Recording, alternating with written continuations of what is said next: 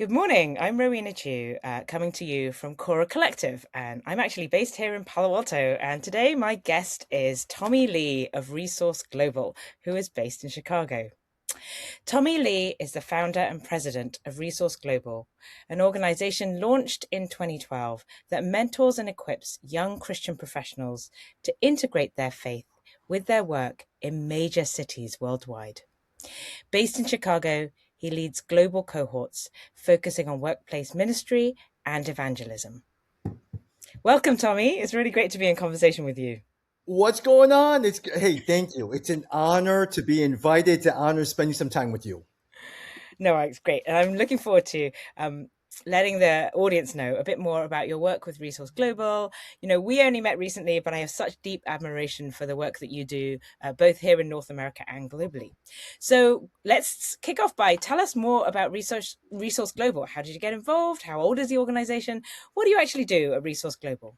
Yeah, hey, Research Global has been around since 2012, but with our current cohort, because originally it was supposed to work with nonprofit ministries on consulting, but that didn't work out. But then in the last 10 years, we've been working with our young marketplace leaders cohorts. Resource Global believes that young Christian marketplace leaders in their mid 20s and 30s are the catalyst for gospel growth in their cities.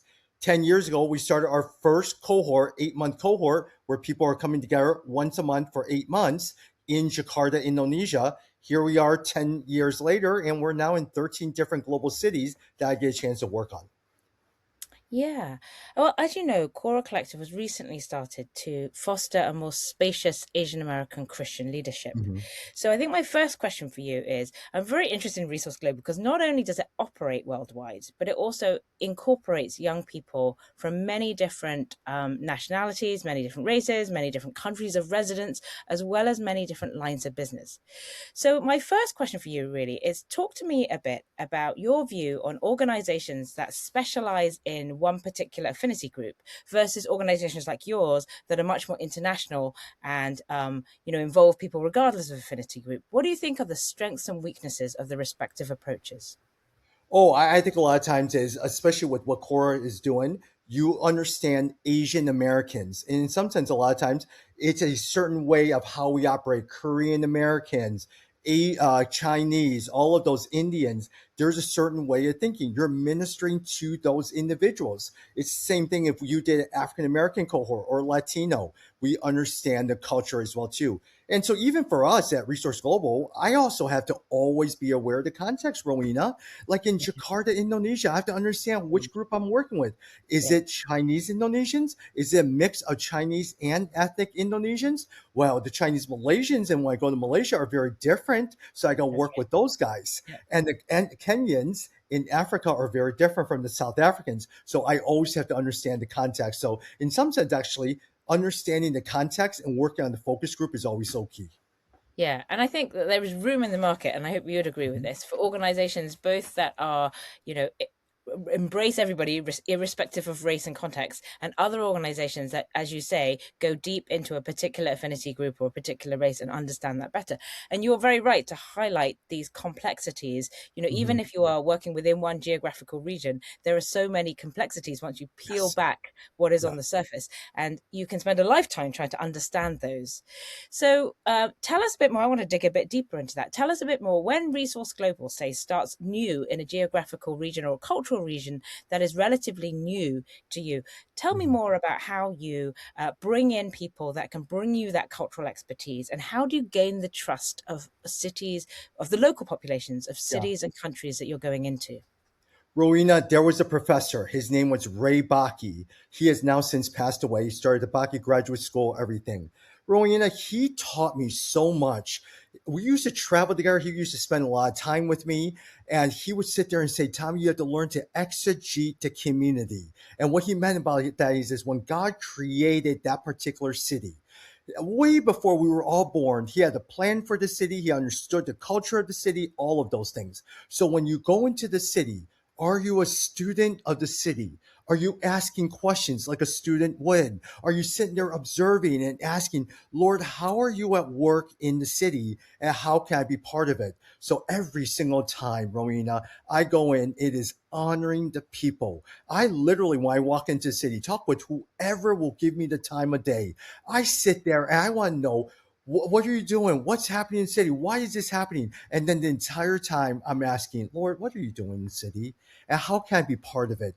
You do not want to be the American who walks in. It's like where you are in Palo Alto. Hey, Rowena, I'm older than you. I'm more experienced than you in Chicago. You need to listen to me. Let me tell you what you need to do. You don't need that. It's Right. Rowena. What is happening in Palo Alto? How is God at work? How is He using you? Tell me more because I just want to learn. Yeah. And I think that is a truly humbling approach. And that's why, even though we met recently, I really admire your work because, it's rare to find a leader, especially a global leader, that can approach new communities with this level of humility. It's really rare. So I know that you are training your young leaders to do the same. And I think that is very admirable and very inspirational. So I want to dig a bit deeper into this sort of Yeah, leadership issue. I've got a number of questions about leaderships and organizations. And I'm going to start asking you really about what gaps do you see. I'm going to start by talking about what gaps you see. And then I think we're going to flip the narrative to an abundance narrative. And we can talk a bit more about what's encouraged you about the different yeah. places that you've gone into. But to start off with, I'm going to ask you, what are the top leadership gaps that you're seeing in the work that you do, either here in North America or in other environments around the world? The biggest gap, Rowena, reflection. And sitting there too often, a lot of times across the board, doesn't matter what the culture is. When I sit down with the leaders, they'll sit there and tell me all the things they want to do for the Lord. They're going to tell me about the future, Yeah. all of those things. Rowena, my seminary professor, this guy named Dr. Julius Walloy Singh, when I graduated seminary, he sat me down. He says, Tommy, can I say something to you? I said, yeah, you're very good at going, doing. You're not very good at reflecting. You do not know how to reflect. If you do not learn how to reflect upon your life, the good and the bad, you'll never truly understand what God is trying to do in your life. Rowena, that is the most important thing. The leadership gap, helping these young leaders wrestle with not only the good, but the bad, how God has been present, why those memories exist, why those memories are still there. What is He teaching you? We Mm. have to help them to learn how to reflect. Yeah. And I think over the course of a reasonably long career, how have you been able to sustain that level of reflection? Do you feel that it came easier when you were younger, or do you feel it comes easier when you're older? How do you carve space in the busyness of, the practicalities of getting stuff done to consciously cultivate a reflection mindset in yourself? I didn't know how to do that. If you Mm, ask me right now, if I'm not working, I mm. feel guilty. I really feel guilty if I'm not Okay. working, Yeah, Rowena. really relate to that. I really relate to And I that. feel like, oh man, if I'm watching TV or something like that, but look, it's like the Lord forced me to learn. I was diagnosed with cancer Yeah. right in my sinus, and Mhm. the doctor says you're going to be gone for 9 to 10 weeks of intense pain that will never stop. It'll destroy your nose, the inside of your mouth, and it'll destroy the outside of your neck. And the first week was okay. I went through chemo radiation. The second week, I lost all my taste buds. Then from that point, the pain went third week to the 10th week. It never stopped. It kept growing and growing. I lost 80 pounds in 5 weeks. I was Yeah. bedridden. And I was sitting there and he says, I see, I told you, you didn't learn how to know how to reflect. Now I'm forcing you to reflect. That forced me to learn how to reflect. That forced me to learn how to deal with some of those things. Right, right. And then, in terms of passing that lesson on to your young leaders, obviously you cannot give them the advice of, hey, get cancer, and then you'll learn how to reflect. So, for those who don't have that level of life changing experience, what would you say to them in terms of you've learned these lessons in life, you had a very dramatic and difficult and traumatic time, and through that you learned to reflect. How would you pass that lesson on to young people? What would you give them in terms of practical daily advice where they could get into a reflection mindset? Literally, it's my friend Catherine Leary Alsdorf who wrote this wonderful book, Every Great Endeavor. She talked to me about life mapping. It's an exercise. Literally, a lot of times it goes through your childhood, your high school years, your college years, all of those things. And every single one of those is, hey, what are some of the successes in your life during your childhood years, your high school years? What were some of the failures? What are some of the memories that stick in your mind? It forces you actually to reflect, and it forces you to really be able to confront some of the biggest issues, some of the biggest hardships and successes that you've had in your life. It really allows you to go through this exercise that sometimes we just don't do. Yeah. And this other question I asked you earlier, but do you think it is easier to reflect when you are younger because you're more open to new ideas and so on? In theory, you are. Do you think it's easier to reflect when you're older, when you're looking back over an arc of a career, maybe living in different cities, different countries? You've learnt more of life lessons along the way. What do you think the respective challenges and strengths of reflection in when you're younger in your career and when you're older in your career? How does it look different? When I'm younger, I just don't know. I'm sitting there, I'm always thinking ahead. Why is this happening? I can't believe this is, and you're getting caught up in the moment. Now, when you're older, I can see why this is happening. I can understand. You're able to look back and say, Lord, that's why you allowed that to happen. That's why. Look, Rowena, I got hired. I started Resource Global because I was fired from a Chinese church in Chinatown, Chicago. And so a lot of times when I share with them some of my hard issues, how I was getting so caught up in what I thought people was thinking, all of those things, but I came before the elders. I said, I need your help to hold me accountable. Rowena, what they said to me is that you have heart issues that we believe disqualify you for ministry. Not only do you not have an internship, you don't have a future in this church ever again. The following week, I'm sitting there at the church, and in the bulletin it says Tommy Lee has decided to step down from the college ministry. Oh, Wow. I guess you Yes, people you don't have a fired job me. anymore. It Wow. forced me to go to counseling. It Yeah. forced me to learn to ask the hard questions that I never knew how to ask about my life, and to really be able to take a deep look at my life. Yeah. I understand. Yeah. You've been through some things, Tommy. And I really appreciate your willingness to be open and authentic, to share them with the young people who may be listening to this Mhm. and who will learn from this, both within Cora and within Resource Global. Yeah. Um, Can I say okay. one thing, Marina? Yes, I've please. had I've had to learn to be secure in who I am. This is Yeah. me. This is are my struggles. These are my pains. All of those things. I Yeah. don't know sometimes. I'm messed up, but yet God gives me opportunities. He's allowed me to start Research Global. There's no business I should be starting Research Global. He's allowed me to work with almost 1,000 young leaders from around the world. There's no reason I should be doing this. I think that's phenomenal. So when you look at young people, interestingly, do you feel that here you are and you're an experienced leader, you've had all these incredible experiences, both being fired from a Chinese church in Chicago, you can tell stories about that through your struggles through cancer and how that sort of changed the direction of your ministry and your work and Yeah. allowed you to be in a reflective place. If you're a young person today and you work with 1,000 young people, as you've just said, so I know that you're drawing many lessons from where they're at. If you're a young person today and you feel insecure in what you can contribute because you haven't been through all these life lessons and you haven't worked in many different countries in many different contexts, how do you empower and encourage your young people? Because you do that so effectively when they don't have a lot of work experience behind them and you are sending them forth into a new city or a new country. How do you empower and equip them to feel confident in the Lord and do the work that God has set out for them in those cities? Rowena, easy. Be faithful to where God has placed you right now. Look at young David. A lot of times before he became king of Israel, the guy had to be a little shepherd boy, tending the father's sheep. What a boring job. Nobody wanted to tend the father's sheep. It's him and a bunch of the sheep, but he had to get to know each sheep, knew which one was being led astray, which one's troublemaker. He had to protect the entire sheep, all of those things. And when Samuel comes over to Jesse, he forgets him. But he used that time tending the father's sheep. He had to learn how to take care of the small little flock of sheep before he be able to give him the bigger flock in the nation of Israel. You never know what God's using those opportunities are. Be faithful to where you are. My first job was literally organizing files in a file room for a company, a telecom company. And I'm sitting there, go get a college student, an intern into what are you? I'm a college grad from Washington University in St. Louis. But Lord, may I be faithful to where you place me right now. And it was during those 9 months in the file room, I created organization skills. I learned to spot details. I learned to understand the difference between a foundation drawing, how to read soil reports, how to read structural analysis, all of that. organization skills that I still use to this day. God Mm. used that opportunity to mold and shape me into the man I became, which is organized. Yeah, yeah. And amen for your faithfulness. I think one of the things that we are saying in this section is that God can use you, whether or not you are a young person, as long as you're faithful to Him. God can use you in any situation, whether you're a young person who doesn't have a lot of experience behind you, or whether you are someone like Tommy who's worked in lots of different countries, lots of different contexts, and been through some of life's fires.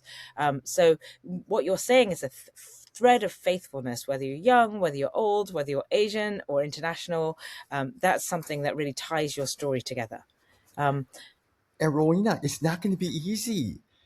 In every single one of my jobs as an Asian in this 49 years old, I had to start from the bottom in everything that I do. And so a lot of times when I first started Resource Global, we had no money. We're now about 1.5, $1.7 million, but I didn't earn a salary for 3 years. And a lot of times my board had to sit there and talk to me and says, remember, your greatest gift is your greatest weakness. You don't know how to say no to people. You need to start learning that. yeah, yeah. Yeah. My next question is about the difference between marketplace and ministry, really. You're somebody that's worked in both. You've worked in marketplace, you've worked in ministry, you're working with young people who work in ministry and in marketplace. What do you think are different leadership lessons that you draw from both marketplace and ministry? And in terms of the young people who you've observed who've been successful in both contexts, how do they achieve, how would you advise young people to achieve success in both contexts? Yeah, the biggest, best illustration for me a lot of times is the ministry leaders in terms of Matthew and Zacchaeus. Matthew was a tax collector who was asked to go into full time ministry. With those guys, they have to learn how to be able to persevere, to continue to preach the gospel, all of those things, learn how to deal with resources, all of them. But yet at the same time, you had Zacchaeus, the chubby little man who climbs up a tree, and he wanted to follow God, invited Jesus over to dinner, but Jesus told him, go back and be a tax collector. He had to learn to deal with criticism. He had to learn how to deal with profit. Once he dealt with profit, what does he need to do to really be able to wrestle through some of those things? And so that look at Lydia as well too. Look at Nehemiah, those marketplace leaders as well too. So with the marketplace leaders, you're trying to figure out how to deal with the world. You're trying to be able to how to balance that with serving with the church, what to do Mhm. with all the extra money that you have, all of those things. With the ministry leaders, you're going to have to deal with lack of resources sometimes, calling, wrestling, but always how to deal with people who are constantly in need within the church space or ministry space, how to motivate volunteers, but how to deal with people who are complaining all the time. Yeah. Yeah, and I think that has been true up till now, but I think actually the world is changing a little. Now you have faith-based ministries that actually do have a lot of resources, and Yeah. they're not, they have access to a great deal of money and physical location and other resources. And you have non-profits in the secular space who actually are the opposite. Right? They're now scrambling for crumbs, and they don't, Mhm. they're very constrained in how they move. So I think that that gap between marketplace and ministry isn't what it used to be, and Mhm. therefore, I hope that lessons from Marketplace can be drawn to inform ministry, and similarly, lessons that we have drawn from our time in ministry can be used to inform Yeah. the Marketplace as well. Oh, Rowena, one of the things I'm very passionate about is more and more nonprofits will have to sit there and say, how do I create revenue generating projects that really be able to create revenue for the long term for my ministry or nonprofit? We just don't think about that, but you need to really be able to start thinking. Even Resource Global, long term is not going to be dependent on donors, but how to create revenue generating strategies. Yeah, no, I completely agree. And so interesting. Yeah. Um, as Resource Global has been around for a while, and Khora is relatively new. We're now in our second year of operations. What advice would you have for Khora in terms of what spaces do you think Khora can inhabit? What gaps do you think that you identify that Khora could meet as an organization? Yeah. Rowena, a lot of times I've come to love you, Jen, Joyce, Yuli, all of those guys. I would probably say there's nothing been like this for Asian Americans. A lot of times, hey, look, I wrestle with this as Asian American leader. And so a lot of times I've had to learn how to deal with things like resources. As Asian Americans, sometimes we're actually the least prioritized group in terms of all the different ministries. I am asked to work hard, keep quiet, and then at the same time, I get pennies on the dollars to run things like a cheap Asian. Number two, a lot of times I'm not very comfortable with bragging about myself. How do you really be able to come alongside and help Asians understand what their calling is to really be able to share with them, but not brag and be arrogant about it, but also not to be bitter as well too. And so a safe place where we could share some of those different things, I think we need it because I did nothing like this. I had to learn to be used by people, to be sitting there taking advantage of and learn my lessons and wrestle through all that. Right. And so one of the things that you hope to do is to mentor young people, or at least to share your lessons with young people, Mhm. so that they don't fall into those same traps. It is a cultural stereotype, but sort of encouraging young Asians to advocate for themselves more than our generation perhaps did. That's a worthwhile lesson in itself. And, I see that myself personally and also professionally. And Yeah, that's why a lot of times with Cora and all that stuff, I love what you guys do. So I've said to them, hey, look, whatever you need, I'm there because I didn't have that. And I yeah. struggled so much with that. Yeah. And we really appreciate you and all that you've given to Cora, and even specifically just being on this webinar and sharing these life lessons. There will be many young Asian American Christian leaders out there who are listening to this webinar and maybe perhaps struggling with something in their own context, whether it's a ministry context, whether it's a marketplace context, struggling with something in terms of how other people view them and are treating them, or how they are learning to advocate for themselves. All of that can be, we hear that all the time from young Asian American Christian leaders, that those are very classic challenges for where they are. Yeah. Rowena, I struggle with imposter syndrome. Literally, we were in doing our strategic planning in Orlando for Resource Global, and our strategic planning committee was there. You would think we were talking about how Resource Global is going from 0 cities to 13 cities. Wow, look at this. What cities are we going to? Rowena, I'll be very honest with you. I am for all the people who are listening. As they're sitting there, I wish I could be celebrating. You know what I was thinking? Whenever they realize I don't know what I'm doing. When are they Mm. going to realize I don't know what the next step is? I'm not very good at this. When will they realize this guy isn't very good? That's what I struggled with. I'm pretty sure that never happens, Tommy. You exude credibility, surely. Yeah. And I had to stop sometimes with faking it because a lot of times in Asian, you don't want to be so vocal about your weakness that people look down upon your weakness, but you have to be certain. But sometimes I have no idea where the certainty is coming from. That's pretty funny. That's pretty funny. But I feel like a lot of time that those are leadership situations. You lead until you have grown into the role. But sometimes when you're thrown into leadership, you don't know everything. And it's kind of the humility to know when you don't know something and when you do know something is also another super important life lesson, of course. I've had to learn to give power away. If there is one lesson I have as a I leader, love give that lesson power of away. yours. I Yeah. I am not consumed about power or money. It just doesn't bother me. I love when the light bulb goes on. The men and the women, I love, love, love. And whatever I could do to empower that, I will do it. I will Yeah. do the best I can. Yeah. I love this life lesson of yours, actually. You've mentioned it before in other contexts that I've sat in and listened to you. And I think this idea of giving power away is amazing. I totally behind that idea. I think it's so rare in this world. And I think it sits alongside where we started. We started talking about your humility and your leadership style. And I think that idea of giving power away, it's very radical. It's very radical. It ties in with your humility. Um, I think if you give power away, a lot of it will come back to you. Whereas Yeah, those who hoard yeah, power, like yeah, misers, they can't double it, right? You're not planting it in the ground, you're not planting it in fertile soil and having it grow. But a lot of people don't see that long-term investment. They only see the short-term yeah, investment of hoarding things for their own selves or their own communities or their own organizations.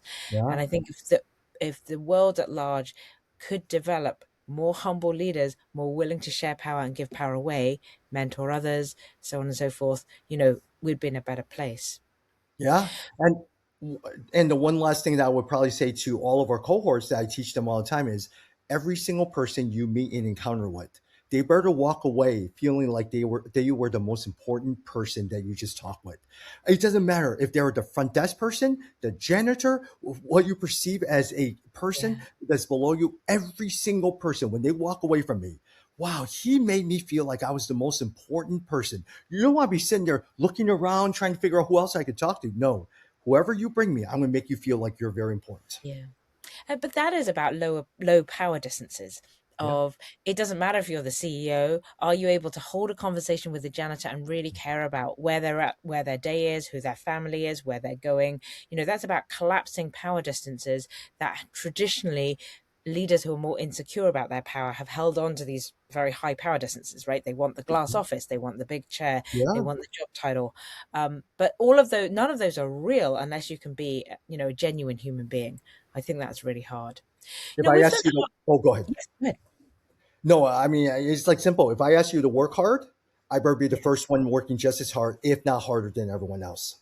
Yeah, but that springs from humility. This idea that, yeah, I could be the janitor, he could be the CEO. We're both equally Yeah. qualified to Yeah. be in each other's seats. This Yeah. is just an accident of birth and Yeah. circumstance rather than something inherent within me that I deserve this. Because once Mhm. you start thinking about things inherent within oneself, that is beginning of Yeah. entitlement. And Agreed. entitlement is what drives you into high power distances and a more unhealthy, more toxic model. Agreed. Yeah. I Agreed. was going to move on to this question. We've done a lot of the webinar talking about young people and what lessons you would share with young people, how you would encourage young people, how you would mentor them, and so on and so forth. And, that is a lot of the work that you do at Resource Global.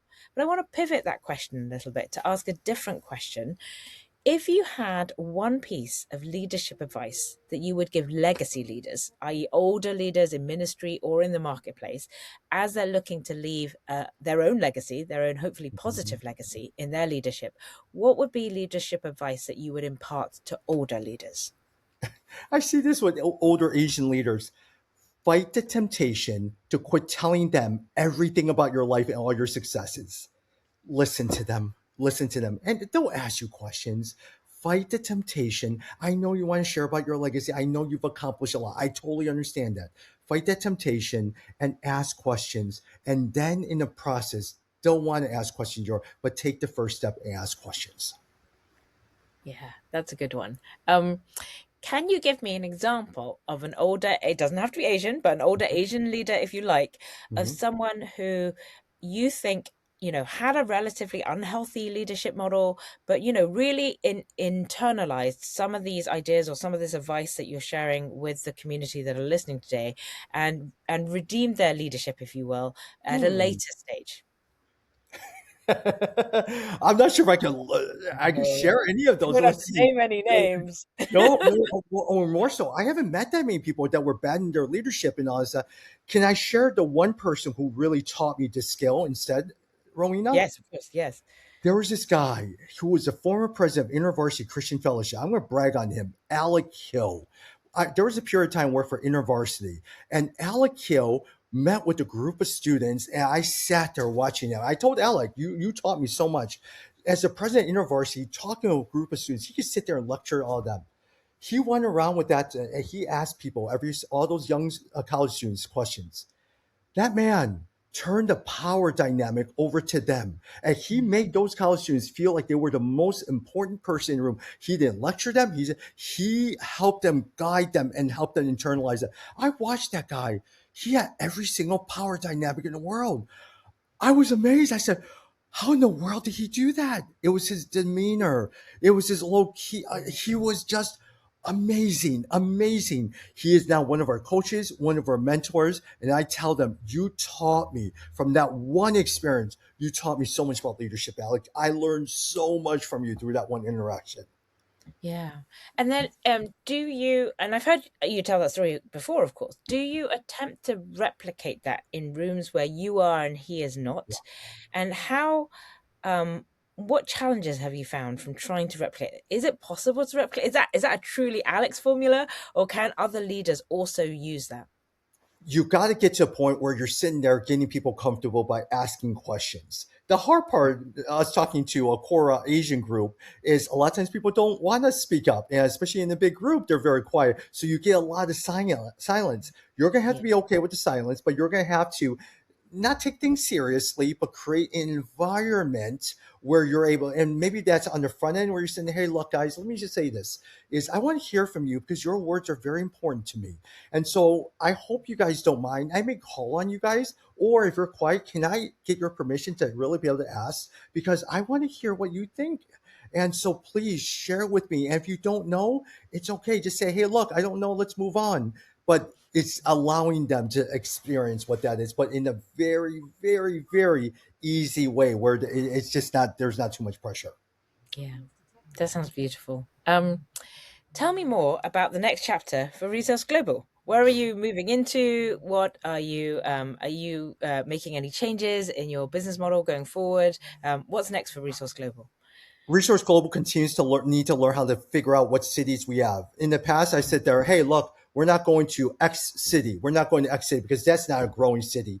How do I know it's not a growing city? What are the indicators that show this is a growing city? These are the factors that really help us to identify. In some sense, actually, we find it's the secondary cities, not as much as New York or San Francisco, where there's a lot of faith and work, but there's things like Jakarta or Malaysia where they don't have a lot of growing faith and work presence. So how do we begin to understand what are our priority cities? We just don't have a lot of resources in all of those things. But then, Tommy Lee, how do I continue if we want to get 25 cohorts by 2030?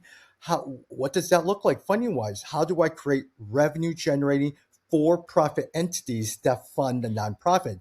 How does AI help me create some of those initiatives as well too? Because we have to be able to fund what locally the work in South Africa, Cluj, Romania, Sao Paulo, Cairo, things like that. Yeah. So you have, I know that you had sent some emails around about the new work you're doing in terms of funding these nonprofits. Yeah. Tell Mhm. us more about each of those nonprofits so that the folks listening today can hear more about the work that you're doing.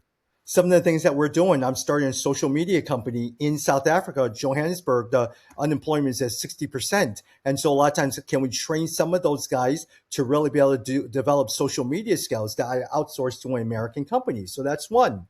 I want to be able to work with this one individual who, through her gospel action plan, is in Malaysia, who wants to look at a rare form of honey. How do you bring it to the US? Another one that is looking to create a medical device for jaundice. And then from that point, all of these different projects from our gospel action plans, that a lot of times they may not qualify for $1 million grant. They may not qualify for 2 million, but look, maybe $10,000, 15,000 has the potential to grow some of those things and provide revenue for Malaysia or South Africa or different places like that. Mm. So is that more of a microfinancing model where you're getting individuals or organizations to finance them through microfinance, microloans? Actually, a lot of times we're still trying to figure that out right now, Rowena. How do we do it? Is it a loan? Is it equity? Is it simply a grant? And then if as they continue to grow, they make a donation. I think we're still trying to figure out what is the best model that I've been talking with our board on. Right. And it could be different models suit different industries and different geographies. Yeah, So yeah, you may yeah, have yeah, to yeah. keep a pretty flexible mindset about that. It's Um, untapped area. I used to build cell towers for a living. We built a 300-foot tower. Verizon always took the top. Singular, AT&T took the second level. Then T-Mobile, I had the lowest level. And then you build it for 15 years and you create income. I want to be able to do that long after I'm gone. This thing is sustainable.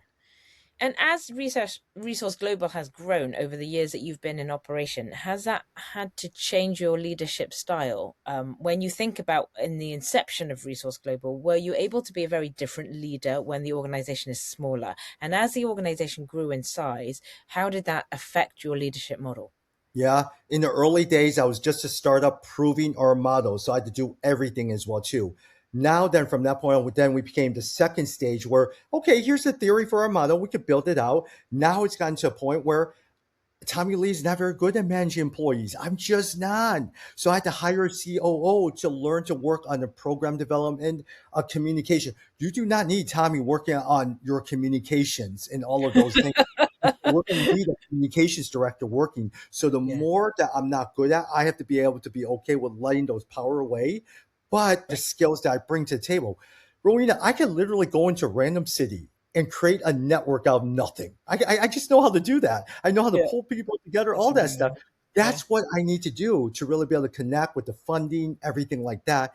And Rowena, I mean, God has placed you in my life, but I meet a lot of different people who are wonderful speakers, and I'm able to pull them in to really be able to help out with everything. Right. But then, along the lines of giving power away and humility and reflection that we've talked about a lot in this webinar, you're saying that as the organization grows, you were humble enough to identify the gaps in your own, or the things that you didn't want to do, or the things that you were not good at, and give them away to a COO. So that's a giving away of power too. Do you observe CEOs that are moving from startup stage to a more mature stage who are struggling with that? And how do you Oh, unlock that in people? they do that. They struggle with that. Senior pastors struggle with that. All of those things. Really, it's just not taking yourself seriously. Now, at the same time, Yeah. I built cell towers for a living. God gave me cell towers for a living. And so in 180 days, I had about 20 to 40 towers for Verizon, 20 to 40 towers for Sprint. I had to figure out a way to not micromanage everything, but how do Yeah. we build a cell tower? But every single week when the guys at Verizon says, Tommy, what's happening with this tower, this tower, this, I better come up with the answers. And so I need to be able to figure out which construction crews are working, building permit, zoning issues, all of those things. Here, Resource Global is at 13 cities. I can't control everything, but as a project manager, I have to know exactly what's falling through the cracks and be organized enough that I can step in temporarily to address the problem. So I am always aware of what's happening everywhere, but I'm not, my hands are not involved in everything. Yeah. So then it sounds like that the process of giving away power is an iterative process, and it's you need to know when to step in and when to stay away. So Mhm. to really relinquish power to a young person, you want to give them autonomy so they don't feel that you're breathing down their neck or looking over their shoulder, but at the same time they feel that there's a safety net to catch them if they fail in a decision that's difficult or they're facing some sort of a crisis, that you're right there to catch them. And I think that the is not just humility, but the wisdom of being able to know the difference is Yeah. very tricky. And I tell the team, when things go well, you will not have me taking the credit. But just Right, know if you make a sound decision and things don't go well, I'm going to take the hits for it. I will be there. I will not throw you the bus. I will take the hits, but I need you to figure out and think through the pros and cons of the decision you make. Justify the decision. right, right. And then in some ways, it feels that they may then earn and gain their own wisdom from doing that because they feel like it's not just them on the line, it's the Yeah, organization on the line, yeah, it's you yeah, on the yeah. line, and they don't want to have you come in and clean up their messes, right? So there's a sense of pride in each, suppose, branch or division of what you're doing, giving that autonomy to young people and then trusting them to make a decision really on your behalf because you are entrusting them with Yeah. your brand and also yourself. And Rowena, the one thing I would say to all of the Asian Americans sitting here listening to this call is, you know who taught me this? A bunch of high school and college students, because I did youth ministry and college ministry for 18 years. And I had the same group of student leaders from their sophomore year in high school to when they graduate. And God gave me that little group of flock of sheep who taught me how to empower, to help them wrestle, to think through all of that. That group, I still tell those guys, I still am on text chains with them. You guys taught me more about leadership than that I am benefiting now than ever before. God bless me with you guys so much. Mm. All right, for my one of my last questions, I want to know when you are not in a position of leadership, when when you've stepped away from Resource Global, and you're just family, spending time with a family, you're just Tommy. What is it that you do? What do you do to recharge? What do you do to spend time with God? How do you spend time with your family? Tell us more about leadership lessons away from what people classically think of as leadership. Yeah, I learned in some sense a bad way, not a good way, but Billy Graham once wrote in a book that the one thing he was so caught up in ministry that he regrets that he didn't spend time with his kids. I read that and I said, I love Dr. Graham. I don't want to say that. I don't want to say that. And so a lot of times I spend as much time as I can with our two girls, Cara and Samantha. And my Mm, friend Crawford Loritz told me, he says, Tommy, when you travel, whatever you need to do to be prepared to rest, not go sightseeing or anything. When you walk into that door, you better be on. Your wife who has been with the kids a lot of times, you need to give her some time off. You're going to spend, so no matter how tired I am and wherever I've been in the world, whether I'm dealing, I'm not going to sit there and say, I just need to veg or anything. When I walk in that door, what do you need me to do? You need me to cook dinner? I cook dinner 90% of the time. You need me to clean up the house? You need me to do homework with them? You need me to go out? Whatever it is, I'm there for you. But yet at the same time, I take a 20-minute nap every single day because it recharges me at 2:45 to 3 o'clock. I take a 20-minute nap every single day. I do fantasy sports. I listen to sports radio. But then in terms of scripture study, I read the same scripture over and over and over and over. I looked at Elijah in First Kings for 8 months for those four chapters. I don't read the Bible all the time in terms of over and over again. I love taking a story, and for 8, 9 months, that's why I'm reading and studying. Yeah, and you dwell upon the same I small dwell micro upon the same story. thing. Yeah, Hmm. yeah, Hmm. and draw from it what you can. As a parent, so again, continuing the theme of leadership away from the actual workplace. As a parent, what sort of leadership lessons do you observe in young children? I know that your two girls are still pretty young, and how do you think they can carry those lessons forward into the workplace? I think it's the same thing. I think with our young leaders that I work with, think critically, think through some of those things, think 2 steps ahead. What are some of those things? I know a lot of times my oldest daughter gets scared a little bit, and I said, Samantha, you can't be scared. I think a lot of times you can't, when things get tough, you can't be crying. What is it that you're scared of? Think through some of those things, calm it down, and really be able to say, and if you fail, it's okay to fail. Kara gets really upset. And I said, Kara, let's just calm it down. Maybe you need to take a deep breath to see what's out there, but don't be scared of making that mistake. Even though you're afraid, I know it, but take that next step. Yeah, that sounds beautiful. I think one thing I observe is that it seems that you bring what you do as a leader in the workplace, that same level of humility and reflection that we talked about a lot, into the home as well. And I think for a lot of people who are very senior leaders in a marketplace or a ministry context, they that somehow goes away when they walk through the door of their own homes. Like they're not providing that same level of leadership within their home environment, in terms of mentoring, their family members, truly listening to their family members, wanting to see emotional development, progression, all of that stuff. And I think it's really important for us as leaders in the marketplace, all ministries, to remember that we don't take that hat off when we interact with our families. Like we don't shirk those responsibilities either. But as human, because really leadership is about human interaction, it's about human relationship. And Yeah, so those relationships have to be equally important, whether we're in the home or in the workplace. Um, yeah, yeah, yeah, yeah. and as a school board member, I get to observe a lot of young people. And Hmm. I think one thing that I observe is that I really like in the youth of today the openness to new ideas. When Yeah. you're talking to older leaders, they have a tendency to be more fixed in the way that things are done because they're insecure about it, right? This is the way things have always been done and it works. So we're going to stick to this. Hmm. But Hmm. young people are much more willing to experiment. They don't have fixed ideas about what works, maybe because they're not wedded to the many years of having solved a problem and having stuck with that. So they're much more open to and creative about new ways of solving old problems. And I think that's really encouraging. So that's something that older leaders can take from younger leaders, is this sense of flexibility and openness. Um, Yeah. are there other things that you've seen in your young leaders that you have mentored as part of Resource Global that you think would either benefit them or benefit their communities and countries going forward that you would like a broader audience to know about?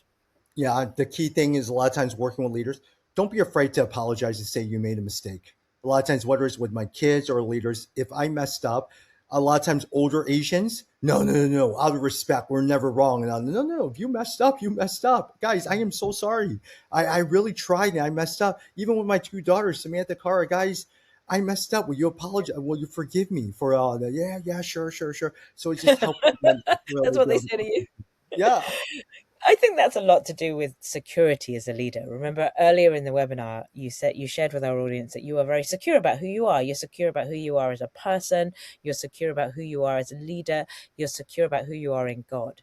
Without that level of security, that's when you want to hold on to power. The people who Mhm. want to say, I can never admit I'm wrong, it stems from an insecurity that the world around them will see them as less than what it currently sees them as, right? But if you are not afraid of that, then you have the openness and the ability to say that you're sorry because you're not concerned about your status and how it would diminish your status in the eyes of Mhm. others.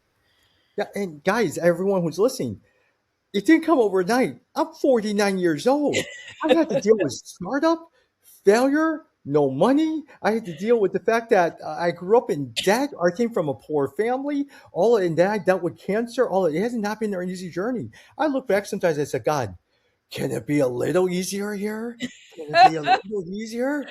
Come Yeah, are on, we done with the hey, life please. lessons? Are Oh, you sending another lion? What's going on here? Well, I hope there are fewer lions and more lambs in your immediate future. yeah, but it's been he has blessed me with some wonderful people, getting to know you, getting to know the team, everything like that. It's been a joy of a ride, and if anything, I wish my girls will look back and when I pass, the girls will say at my funeral is, "Hey, look, our dad wasn't perfect, but every single day he tried hard. Every single day he tried to love people, care for people, and he never made it about himself. He worked Mm. so hard."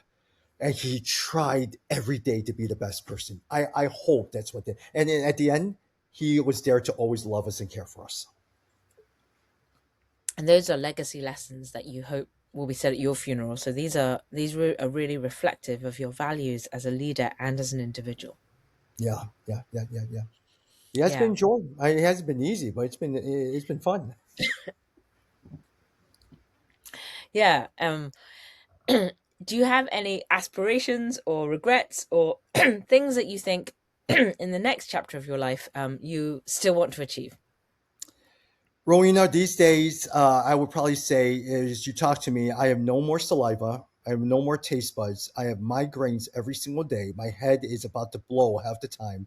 I can't hear because my hearing is down to 30%. I have body chills and body aches throughout my body for the last 8 years, and it hasn't gone away. Every single Yeah. day, it's a struggle. Every single day makes it harder to get up. But Lord, I don't understand why. I've wrestled with the Lord and says, "Why do you allow this to happen to me?" Silence, nothing, doesn't tell me anything. I keep on all that stuff. I don't know what's going to happen. Do I keep going with Resource Global? Am I stopping after 2030? Do I keep going on? I don't know. Mm. I really don't know. I know I'm just going to be faithful to what I'm going to do right now. And that means until I'm the captain of the ship and they take me away, I'm going to keep working on it. I'm going to keep working with these cities and see what happens. Right. Yeah. So maybe that lesson in grace and humility is that you don't have this long term vision for what Hmm. is 10 years, what is 20 years. You're only given by God what you need sufficient for the day that you have today. And I think that is a really hard, I think that often is a biblical instruction that conflicts with what the secular world tell us, because the Yeah, secular world is always like, where do you want to be in 10 years time? Where do you want to be in 20 years time? How are yeah. you going to grow this organization? And in some ways it is a point of very challenging humility to just sit there and say, actually, I have, the Lord has given me what is sufficient for this day that I have, and I don't know what comes tomorrow. And Mhm, seems like that is something mhm. that you're sharing with our audience today that I think is a really helpful reminder, because the world often pushes us in an opposite direction on that. Well, I thought I was going to graduate from WashU, and I was a chemistry major. I thought I was going to be a doctor. That didn't happen. Then I graduated the business major, built cell towers for 10 years. Clearly, that's it. Nope, that wasn't it. Went to seminary. I'm going to be a pastor. Went to a Korean church. Oh my gosh, please. That was terrible. Thought I was going to intern at my Chinese church. That didn't happen. Then went to work at Moody Bible Institute with the special assistant to the president. That was my role. Clearly, every single president has been around for 20 years. I will be at Moody. Well, no, he resigned because of health issues 4 years later. Right. Every single time I thought I was going to be somewhere, it ended. So I said, Lord, I don't care. Whatever you place me, I'm going to be faithful. Right. It's expecting the unexpected. Like your whole life story has been like a story of expecting the unexpected. It's as soon as you get comfortable and you think that you are on a linear path, that's taken away for one reason or another. So Hmm. um, it's a really it is a lifelong journey of learning humility, because if you didn't have it already, these circumstances of constant change would grant you that humility. Yeah. Except Rowena, if someone did offer me to be a sports radio host, I would Yeah, quit that would everything. be the next career that you would love. You would love Yes. that. Hmm. I feel you were born for that, Tommy. Yeah. We're gonna trade that in. I feel like we can still get that. You Yeah. still got mileage in you for another career, so Yeah. a sports radio host. I could totally see that happening. Yeah, that's Yeah. awesome. But hey, it's an honor for those who are listening to all these things. Thank you for just the honor of just sharing and the opportunity to do so. Again, I love the team. I love what you guys are doing for the Asian Americans. I wish it was something I had when I was younger because no one ever came alongside. No one ever. Those are things I struggled with early in the days, only Yeah. to realize, wow, people are taking advantage of me. I always thought that as Christians, we could all just sit there and serve each other and take advantage. And people spotted that way of taking care of other people as weakness, and they took advantage of me. And so I Yeah. had to learn to navigate through all of those things. Yeah, I really resonate with that too. And also for me, I feel like that this is what Cora gives this community, but also I think those of our generation feel like, I really resonate with your statement that I wish I had this when I was younger. I would have loved to have Mhm. had something that came alongside me, that identified me as an Asian American Christian leader and pointed out the challenges of that. So yeah, I think, I'm very grateful for everything that you have given Cora and the time that you've given today to really share these leadership lessons with those who are listening, whether they're young people, whether they're more experienced leaders, whether they're leaders looking to leave a legacy. I think you've shared many life lessons that I hope that our listeners will take away and, put into practice in their ministries and in their marketplaces. Anytime, anything you guys ever need, let me know. Yeah, I really appreciate it, Tommy. So this is Rowena Chu with Khora Collective. I'm the Vice President of Communities at Khora Collective, which is an organization that's been set up to create spacious places for Asian American Christian leaders. And I'm here with Tommy Lee today of Resource Global, the founder and president of Resource Global, an organization launched in 2012 that mentors and equips young Christian professionals to integrate their faith with their work in major cities worldwide. Tommy is based in Chicago. He leads global cohorts focusing on workplace ministry and evangelism. And if our listeners want to know more about Resource Global, where are you on social media? Tell us more about how we can find out about Resource Global and donate or get involved in the work that you do. Yeah, our website is resourceglobal.org. And then from that point on, our social media is at Resource Global. And then for me, it's at Tommy P. Lee. Sounds great. I hope that people will be encouraged to find out more about Resource Global to support Tommy's work. He really does important, inspirational work in many cities around the world. And if you wanted to find out more about Khora Collective, we are at khoracollective.com. So from Tommy from Research Global and Rowena from Khora Collective, we thank all of our audience for listening to us today. We appreciate you dialing in. Thank you. Bye.